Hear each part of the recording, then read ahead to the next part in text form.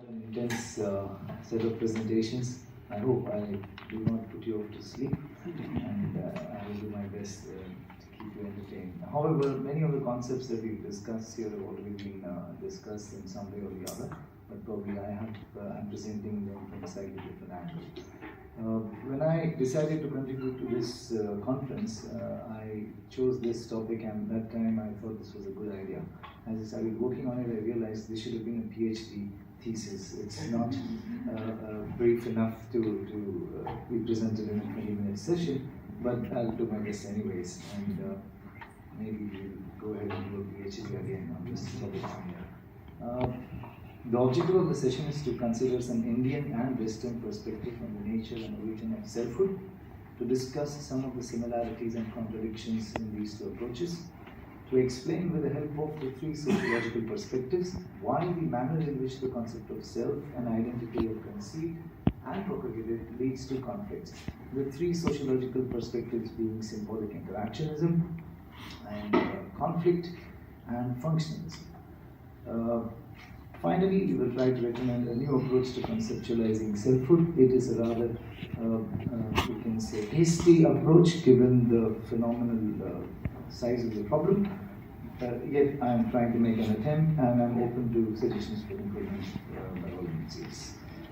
So there have been many methods that have been used over centuries to understand the concept of self. Methods like intuition, observation, reflection, experiments, and analyses, both in Eastern and Western civilization. In India, the ancient scriptures like the Upanishads, the Vedas, the Gita provide teachings about the nature of the self. Very profound and phenomenal teachings, which also have reflections in Western philosophy and even in empirical science in recent times. And in Western civilization, of course, you have biblical concepts that provide.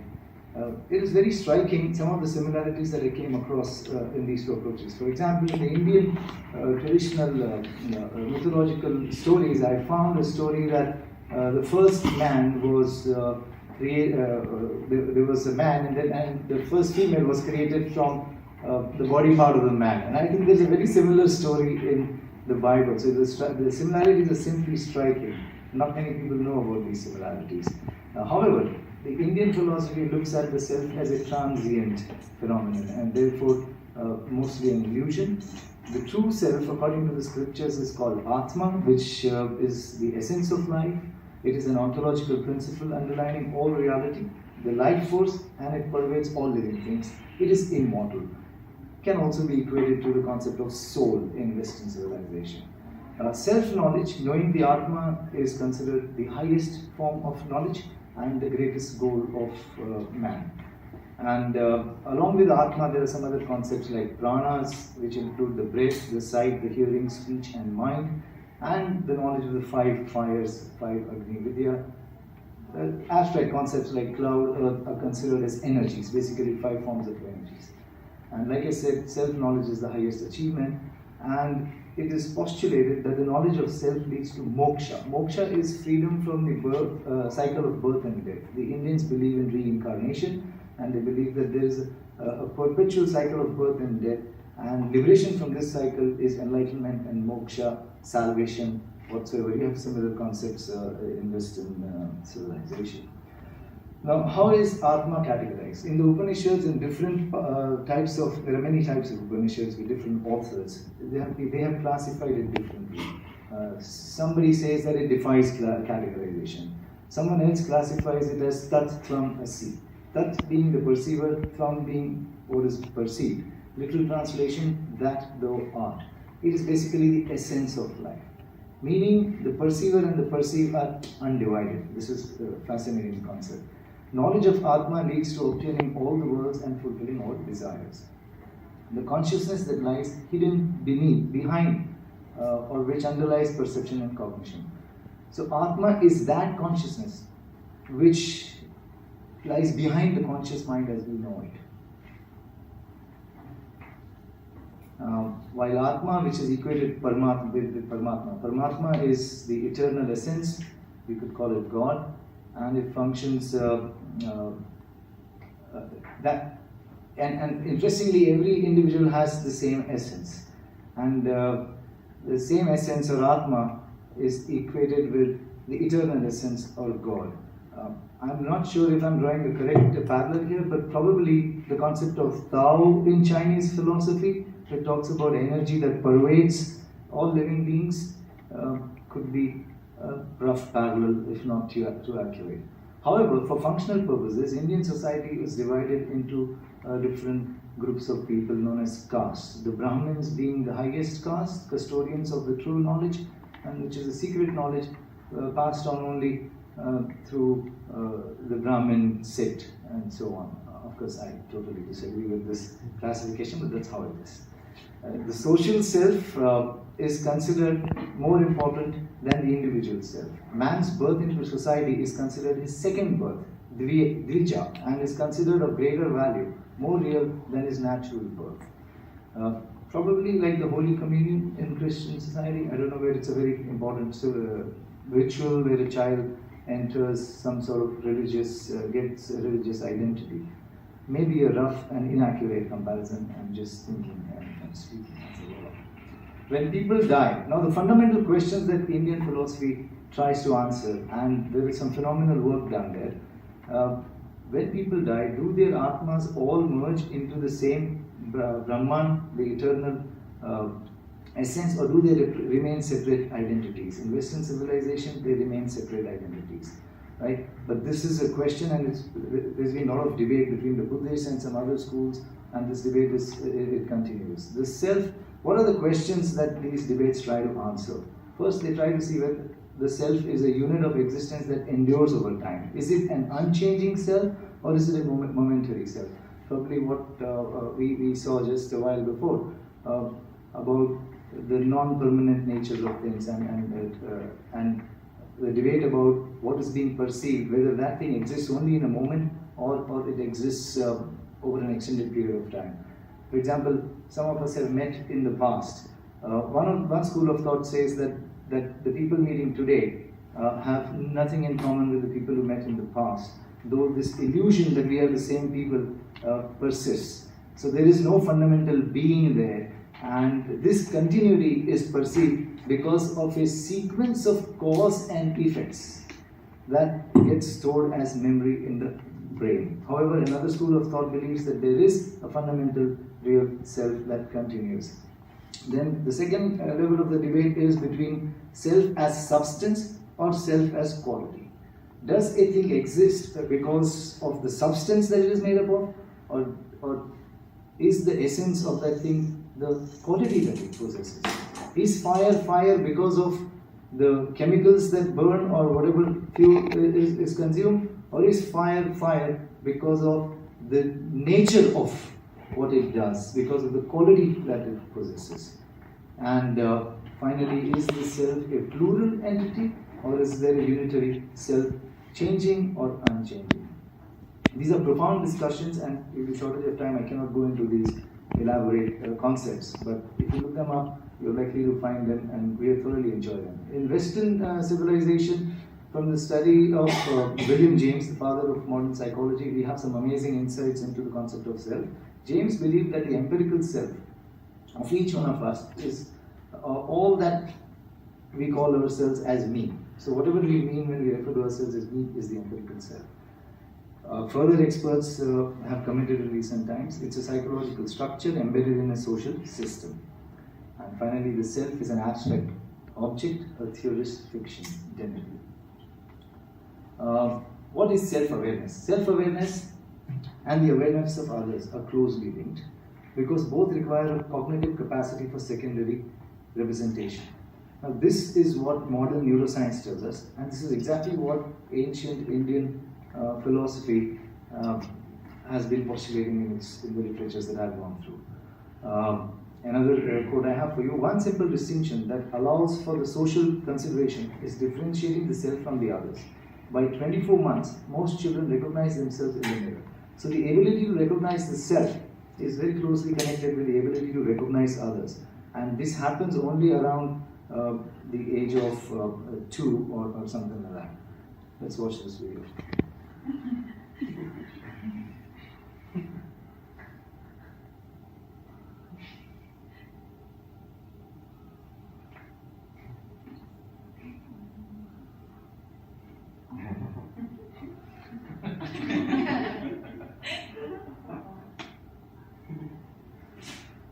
These sort of motions are very typical, and children sort of conduct an experiment, and all of us have done this, by the way, and we may not have any memory of. And talking about memories, something very interesting happened. When I came to Hawaii, I met a childhood friend of mine who's been living in the United States for several years. We haven't met in the last 15 years or so. And we were childhood friends. We grew up in the same neighborhood. And I spent the last 3 days with him. And he told me phenomenal stories about things I had told him, which apparently had a phenomenal impact on him and supposedly changed his life. And we apparently had these discussions over months and years while we were growing up till the age of 13 or so. I have no conscious memory of this whatsoever. And it was a complete shock that such discussions had happened. So, am I the person who had those discussions? It's spooky, yeah? So, okay, self and identity. Now, according to James, he proposed the concept of the duplex self, the segmented self, where he differentiated between the concepts of me and mine. According to him, the self has 3 parts. First is the constituents of the self, second the feelings and emotions, and finally the actions that the constituents trigger. The constituents of the self being the material self, the body, the clothes, the immediate family, property.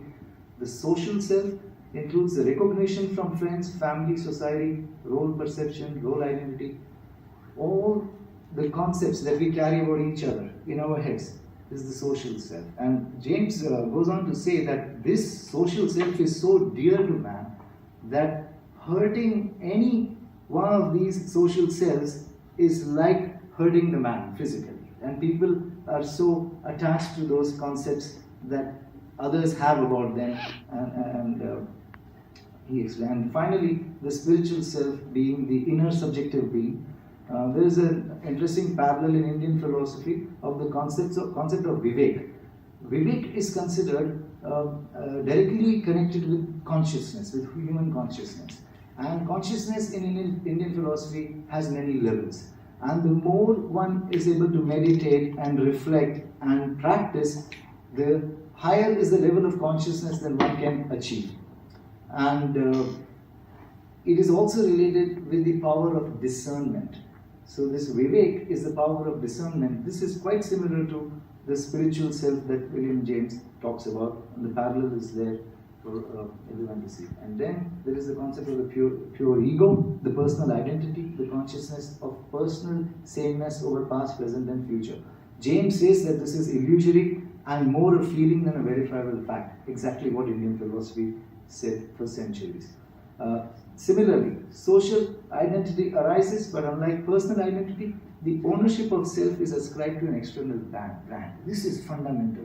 And I think this is quite an amazing contribution from James, that social identity means we ascribe ownership of the self to an external brand. We do not say that India belongs to me, we say I belong to India. Right? And then there is no such entity as India. There is no such entity as America. There is no such entity as woman, man, anything that has agency. Right? So then it gets even more spooky that within this social concept, often there are random elements that may play a role, and the individual may seem to have be acting in a group and representing a group in some way without any identifiable agent that can be pinpointed. Interestingly, this brand is an abstraction, a concept with no identifiable agent.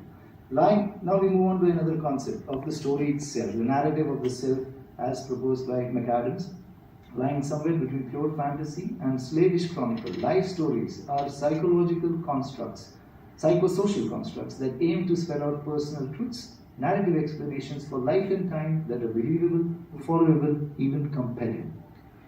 So compelling that people are willing to sacrifice the real biological self for the abstract concept. All the wars in the name of religion, nationalism are proof of this. Now, social agency, according to different experts, arises in different ways. There are 3 types: individual, proxy, and collective agency. And as per Houston, the properties of self that facilitate agency are intentionality, power, and rationality. However, I wish to point out that emotion and compulsion are other factors also that lead to agency. Compulsion is different from intentionality. One may not have an intention, but within an event or a situation, one may feel compelled to act in a certain way, sometimes even against one's own free will. And this happens quite a lot.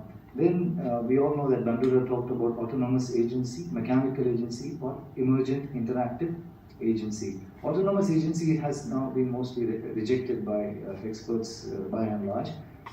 It's very few people actually defend the concept that an individual is an agent who actually acts upon the environment and or has the capacity to do so. Mechanical agency being a reactive sort of agency that the individual possesses, that an individual acts or is forced to act because of the affordances within the environment or the structural you can say situations the person is placed into.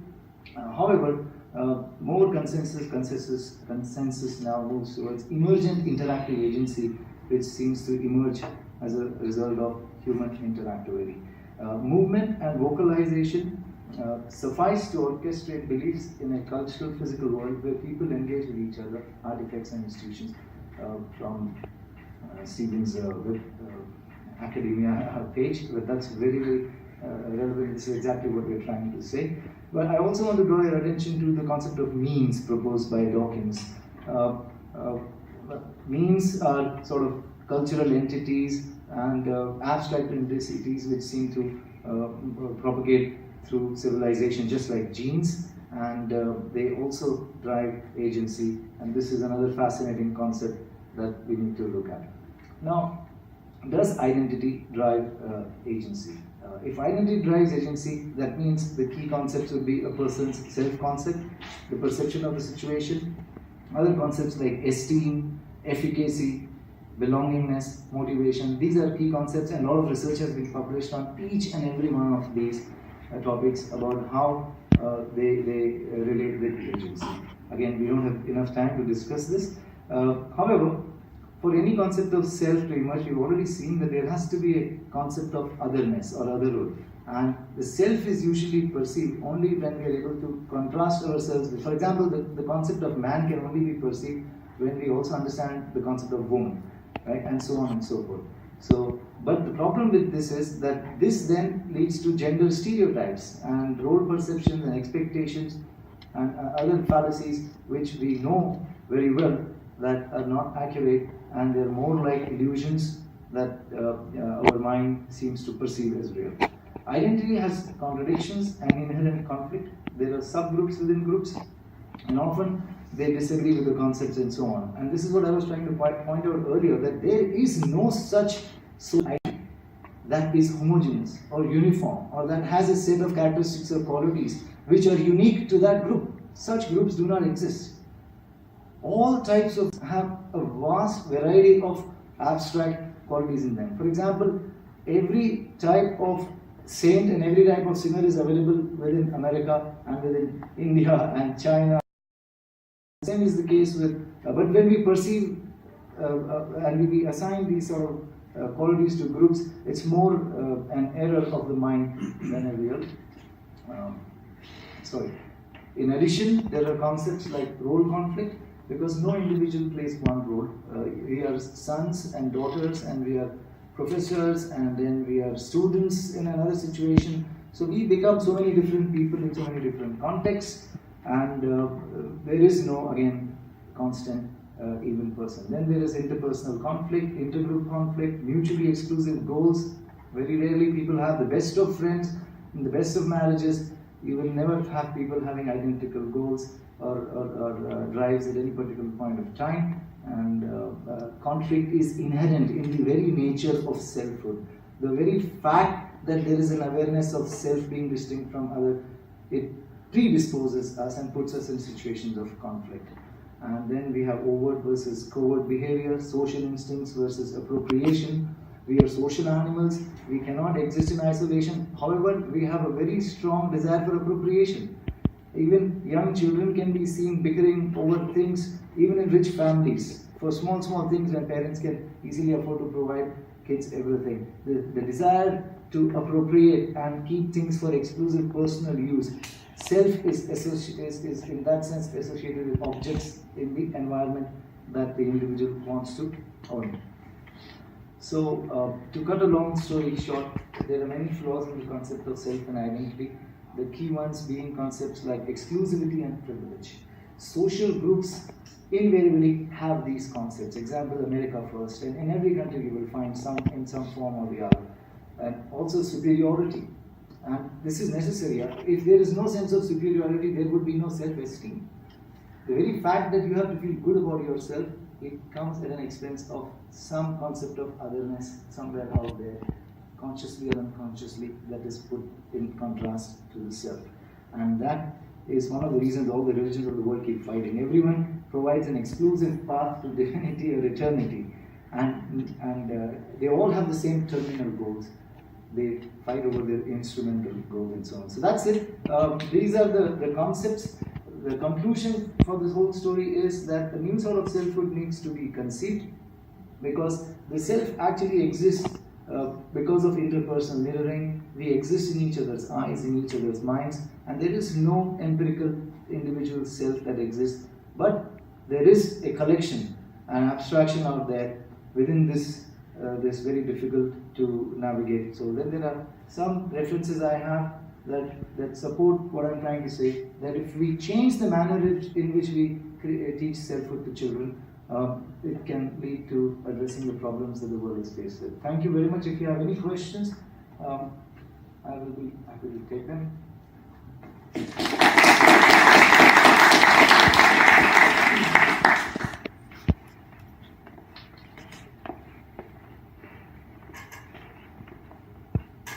Yes. Yeah, thank you for your talk. This is a really interesting and obviously dissertation worthy, several novels worthy of trying to even break the surface of how many different people have talked about these types of things and how interesting they are to bring together. But I want to focus on one thing that you said about how conflict is sort of inherent to relationships. And this is good because you need to differentiate yourself even from your closest partners, friends, siblings, family, etc. Maybe even inner groups. It's important that to be an individual, you have to be in contrast. But I wonder also if that continuity in discontinuity isn't also that much more important. Like a successful relationship, partnerhood, brotherhood, whatever, partnership, like that involves you're not only defined by the fact that you're going to fight, but the fact that fighting is a part of your cooperation or some other. It doesn't mean that one always wins out of the other, but the fact that you must get them together. Like you must have that continuity and discontinuity, that constant conflict and yet cooperation. Yes, you're correct in a way, but this is also paradoxical. We succeed as a species mainly because of our ability to collaborate and because of the compassion that we show to other beings, which seems to have biological roots because of our mirror neurons and the prefrontal cortex which has evolved, that we can put ourselves in each other's shoes. So therefore we collaborate. However, there is conflict because the moment you perceive the self as another and then you want to appropriate. Appropriation is the seed or the source of negative conflict, right? I cannot have religion A and appropriate all divinity and eternal salvation to religion A and deny that concept to others, because these are abstractions. There is no empirical verification at all. Then another group of people feel threatened and they feel their very reason for existence is being taken away from them, and that leads to these religious wars. And that's where it goes bad.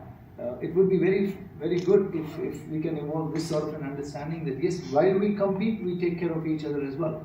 And that sort of sportsman spirit in civilization needs to be nurtured. That's why a new concept of selfhood. If we were to teach children from childhood and not give them labels, boy, girl, Indian, African labels, and tell them, for example, the first thing we ask children when they come to school, where are you from? What is your name? What does your dad do? These kind of questions. Instead, if children are free to write whatever they want to write about themselves, right? You tell me, no parent tells a child who the child is. Now, this is very radical, right? And it is unexplored and needs to be studied. I mean, we can't take up a radical change just like that. I'm just saying that there are new ways of thinking that need to be explored and investigated. We haven't got it right yet. Right? I hope I answered your question. I'm sorry. Yes, sir. Thank you for the brilliant presentation. It's not a question, it's just how it brings to my mind how things are interrelated, especially if I think in terms of the Ubuntu philosophy or way of thinking, when the self is defined as linked and related to the other, that you are a human because thanks to other humans. Sure. Yeah, it's really amazing. Maybe we will talk about that when I will do a presentation on how in some languages you cannot describe the self without referring to the other, vice versa. Yeah, brilliant. Sure. Thank you.